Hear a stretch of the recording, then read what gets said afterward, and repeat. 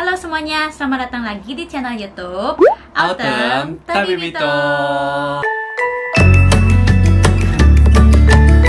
Nah, di video kali ini kita bakal ngebahas topik yang lebih serius dibandingkan video sebelumnya, yaitu kita bakal ceritain tentang kondisi kasus COVID-19 di Jepang. Di video kali ini kita bakal bahas tentang update terkini kasus COVID-19 di Jepang per tanggal 24 Juli. Kemudian juga ada timeline COVID-19 dari awal sampai hari ini di Jepang. Kita bakal bahas juga tindakan dari pemerintah Jepang tuh apa aja sih gitu. Terus kita juga bakal ngebahas kayak gimana sih new normalnya di Jepang tuh kayak gimana sih kayak gitu. Oke, kita langsung aja ke videonya yuk. Untuk update-nya kasus corona di Jepang tuh, aku ambil sumber dari Worldometer. Per tanggal 24 Juli 2020 tuh, di Jepang tuh udah sampai total case-nya sampai 27.000 case. Nah, total yang meninggalnya karena corona tuh 990 orang. Ya, kurang lebih 3% lah ya di Jepang. Secara global tuh total case-nya di Jepang tuh, Jepang tuh ada di ranking 56 dengan jumlah total case-nya 27.000 yang saya sebutin tadi. Sebagai perbandingan aja nih, kalau di Indonesia sekarang udah sampai ranking 24 dan total case-nya 95.000 orang. Cukup banyak ya kalau dibandingin sama Jepang. Total yang meninggalnya juga ya secara linear hampir sama. Total yang meninggalnya itu Jepang tuh ranking 45 dengan jumlah yang meninggalnya 990 orang. Nah, kalau di Indonesia itu tuh mereka ranking 23 dengan jumlah yang meninggal 4.600 orang. Tapi kita nggak bisa lihat dari total case dan total death-nya juga. Kita harus lihat nih jumlah yang ditesnya di Jepang sama Indonesia tuh kayak gimana sih. Dari Worldometer sendiri kalau kita lihat Jepang sama Indonesia tuh cukup rendah ya ininya total tes yang dilakuinnya. Nah, kalau di Jepang tuh dia ada di ranking 160. Dalam 1 juta populasi di Jepang tuh mereka ngelakuin tes sebanyak 5.400 orang. Nah, kalau di Indonesia cuman beda sedikit. Dari 1 juta populasi orang Indonesia, 4.700 orang tuh udah dites. Nah, kalau kita lihat total case-nya sendiri sih sebenarnya di Indonesia lebih banyak ya ngelakuin tesnya. Di sini kita lihat di Indonesia udah terjadi 1.310.000 tes, sementara di Jepang cuma 688.000 tes. Cuman populasi di Indonesia juga kan hampir 2 kali lipat lebih dari populasi Jepang. Oke, selanjutnya jumlah case per harinya sih di Jepang tuh kayak gimana? Sekarang tuh udah mulai memuncak lagi nih di Jepang, udah mulai banyak lagi jumlah case per harinya. Tanggal 24 sendiri jumlahnya seluruh Jepang tuh ada 733 orang yang positif baru corona. Di gambar yang ini aku ngambil sumber dari nhk.or.jp. Mereka kasih kayak persebaran di Jepang tuh kayak gimana aja sih. Kalau di peta ini kita bisa lihat nih, yang paling banyak tuh ya ada di Tokyo pertama, ibu kotanya Jepang sendiri. Kemudian kota terbesar kedua ada di Osaka, dan jumlah penyebarannya juga paling besar kedua nih sekarang di Osaka, ada 149 orang. Dan dari sana tuh karena Tokyo tuh banyak, jadi sekitarannya Tokyo tuh kayak kita bisa bayangin Tokyo tuh kayak Jakarta, dan sekitaran kayak Saitama tuh kayak Cikarang, Tangerang, Bekasi gitu. Sekitarnya juga tuh tambahnya lumayan banyak juga gitu. Nah, secara global tuh kita bisa lihat dari sini yang paling banyak tuh di Tokyo ada 10.000 total case. Terus ada di Osaka, terus di Kanagawa, Saitama, Chiba, dan seterusnya. Ceritanya kalau corona di Jepang tuh mereka mulai dari pertengahan Januari ya. Di Jepang tuh udah mulai first case of COVID-19 ya. Sementara di Indonesia tuh waktu itu masih belum terdeteksi sih, kita nggak tahu ada atau enggaknya. Cuman waktu itu belum terdeteksi.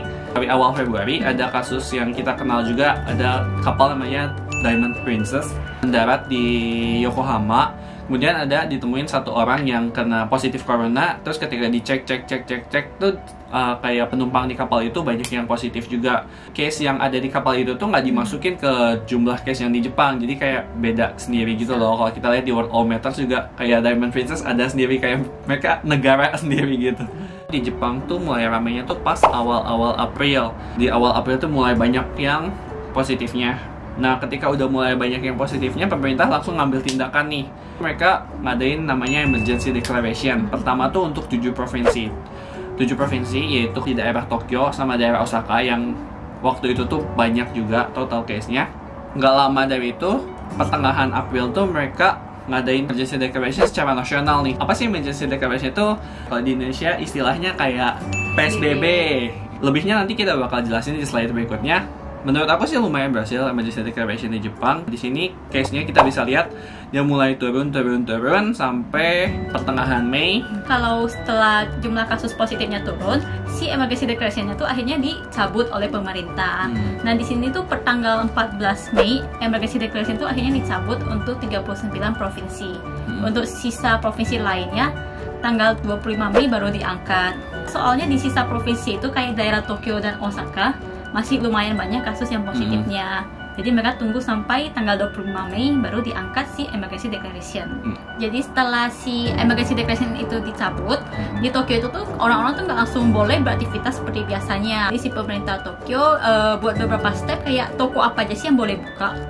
Nah, pertama-tama itu yang boleh buka duluan tuh adalah sekolah, kemudian ada museum dan lapangan bola ya. Ya, ada lapangan juga, terus ada gimnasium juga ada mulai dibuka. Mulai dibuka. Nah, setelah itu baru boleh buka. Ada kayak toko-toko kecil lainnya, terus ada ini juga ya, tempat-tempat eskul dan tempat-tempat perkumpulan tuh, dan juga kayak teater gitu tuh udah mulai dibuka tuh di step kedua. Kemudian di step terakhir itu baru untuk yang tersier gitu ya, kayak tempat-tempat hiburan, main, game center, pachinko, manga cafe dan lain-lainnya. Gitu. Untuk tempat makan sendiri sebenarnya pas lagi emergency declaration itu tuh jam operasionalnya kan diperpendek nih. Untuk toko yang terutama yang menjual minuman alkohol cuma boleh sampai jam 8 malam. Ya, nah, setelah itu baru boleh pelan-pelan diperpanjang jam bukanya. Kalau untuk yang event-event tersendiri juga jumlah orang yang boleh masuk di tempat event itu dibatasin juga ya. Dari 50 orang, 100 orang, kemudian baru 1000 orang. Seperti itu.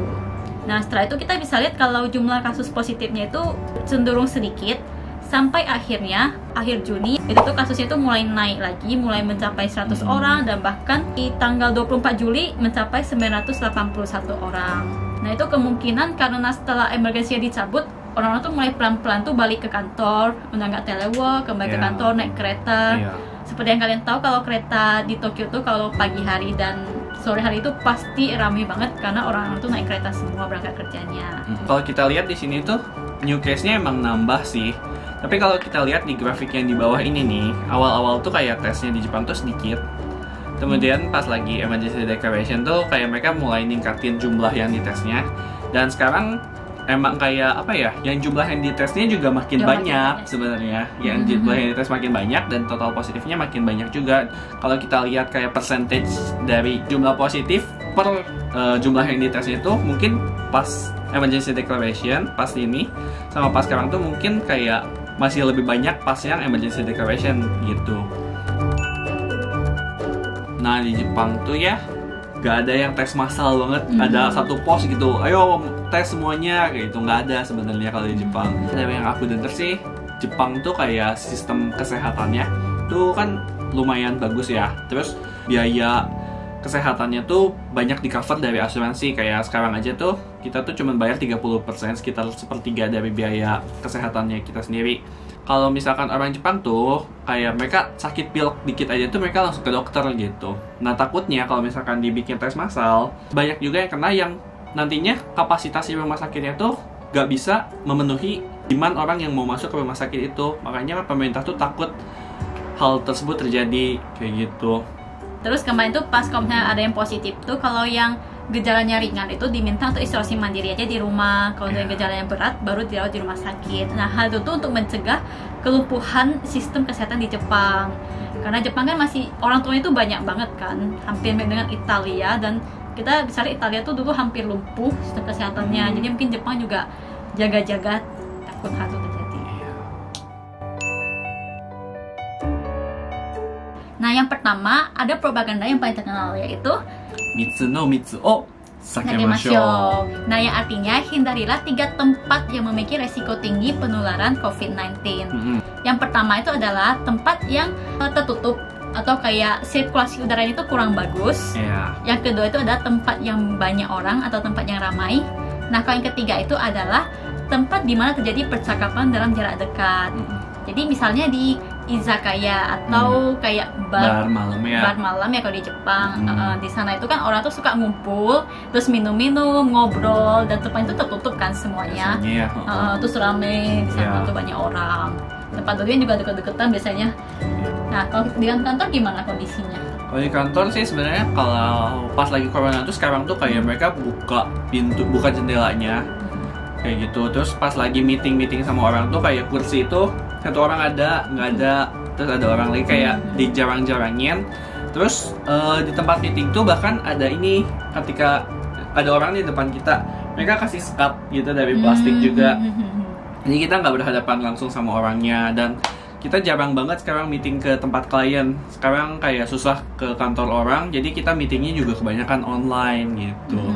Tindakan yang kedua ada pemerintah Jepang membagikan 2 buah masker per keluarga untuk seluruh masyarakat di Jepang. Nah ini contohnya. Nah masker ini sebenarnya pernah menuai kontroversi. Yang pertama itu karena satu keluarga cuma dapat 2 buah masker. Jadi kalau misalnya keluarganya ada 4 orang, nggak cukup maskernya, seperti itu. Kontroversi kedua adalah ukurannya itu terlalu kecil. Kalau untuk cowok tuh nggak muat, makanya banyak yang ribut juga kemarin. Sebenarnya sih muat aja ya. Menurut aku kecil sih, soalnya ketika kamu buka mulut, kebuka lagi. Kalau untuk cowok mungkin kurang kekecilannya, tapi kan untuk cewek sih sebenarnya ngepas sih. Dan sebenarnya bahannya juga lumayan oke. Bahannya bagus banget, dia berlapis-lapis. Dan bisa dicuci ulang. Kemudian yang ketiga itu ada bantuan tunai sebesar 100.000 yen per orang. Itu tuh untuk warga negara Jepang dan warga negara asing yang terdaftar di kotanya masing-masing. Nah, jadi per orang itu untuk anak-anak juga termasuk. Jadi misalnya satu keluarga ada suami istri dan 2 orang anak. Mereka 4 orang ya. Mereka dapatnya 400.000. Ya, mereka dapatnya 400.000 yen jadinya. Terus aku dengar-dengar katanya sih uang 100.000 yen ini tuh fungsinya ini untuk menggerakkan kembali ekonomi di Jepang. Jadi biar orang-orang pakai uang itu untuk belanja di toko. Jadi biar toko ada pemasukan juga. Jadi arus kasnya itu kembali mengalir ya. Jadi pertumbuhan ekonomi diharapkan bisa kembali normal lagi. Selain buat bantuan langsung secara tunai untuk perorangan, nah untuk pemilik usaha juga katanya banyak yang ini ya, banyak bantuan-bantuan juga dari pemerintah. Karena pas lagi state of emergency kan, emergency declaration itu orang tuh nggak boleh keluar, nggak boleh jajan ke toko, dan si toko itu tuh nggak bisa buka tokonya, tapi mereka harus bayar tetap biaya sewanya. Katanya itu tuh dibantuin juga sama pemerintah Jepang. Dan ada juga kayak buat pemilik usaha biar mereka nggak PHK si karyawan-karyawannya, katanya mereka dikasih dana juga buat ngembangin lagi si usahanya itu, kayak gitu. Menurut aku sih bagus banget sih kayak gitunya. Terus ada juga yang buat mahasiswa dan anak-anak ya katanya. Iya. Kita nggak terlalu jelas ya buat yang mahasiswa itu kayak gimana. Tiap daerah juga mereka tuh tergantung kebijakan pemerintah daerahnya. Ada juga daerah yang ngasih tunjangan lebih ya. Oh iya benar, tergantung prefekturnya. Seperti itu. Oke, yang terakhir tuh ada kampanye Go to Travel. Waktu emergency declaration kan kita tuh disuruh stay home, jangan jalan-jalan dulu. Yang artinya si sektor pariwisata gitu, tempat-tempat wisata di Jepang tuh kayak jadi kurang pengunjung, kurang pemasukan. Sekarang tuh di encourage nih, ayo jalan-jalan gitu kan, mulai mau musim panas juga. Ayo go to travel. Nah, buat kayak ngebangkitin ekonominya si sektor pariwisata lagi nih. Nah, go to travel ini tuh dimulai dari tanggal 22 Juli sampai musim semi tahun depan ya. Cuman yang sekarang jadi pro kontra itu tuh awal Juli itu kan mulai lagi nih naik nih kasus COVID-19 di Jepang itu, terutama di Tokyo nih.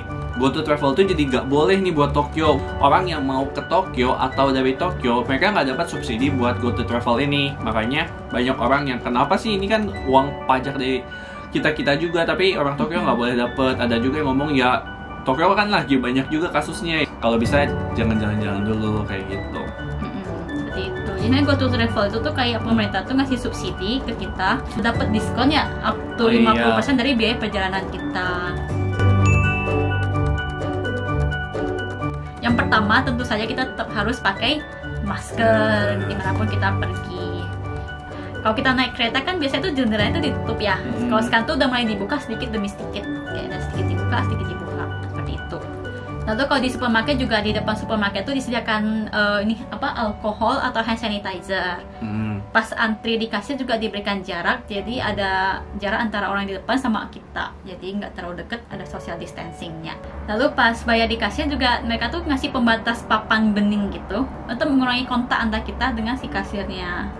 Untuk di kantor-kantor juga masih ada beberapa yang tetap telework, dan meeting juga banyak yang online, jadi benar-benar kontak antar orang itu berusaha tetap dikurangi. Oke, sekian update kasus COVID-19 di Jepang ini.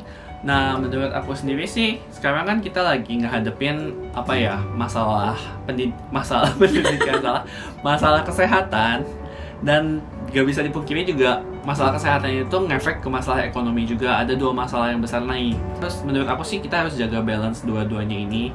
Yang kita nggak bisa egois juga, karena masalah kesehatan kita harus nabung, kita jaga uangnya kita terus. Artinya cash flow nggak jalan nih. Kalau semua orang kayak gitu, toko-toko nggak ada pembelian, nggak ada penjualan juga, yang arus kasnya nggak ngalir. Nah, buat solusi ini kita harus tetap bantuin toko-toko yang membutuhkan gitu, tapi dengan jaga prosedur kesehatan juga. Kayak tetap harus jaga social distancingnya, tetap pakai masker, biar amit-amit ya kalau misalkan kita karier corona, kita nggak nularin kayak gitu. Terus jangan lupa juga tetap jaga kesehatan diri, makan banyak buah-buahan dan sayur-sayuran. Oke, sekian video kita kali ini. Tetap jaga kesehatan ya. Stay safe. Bye-bye. Bye-bye.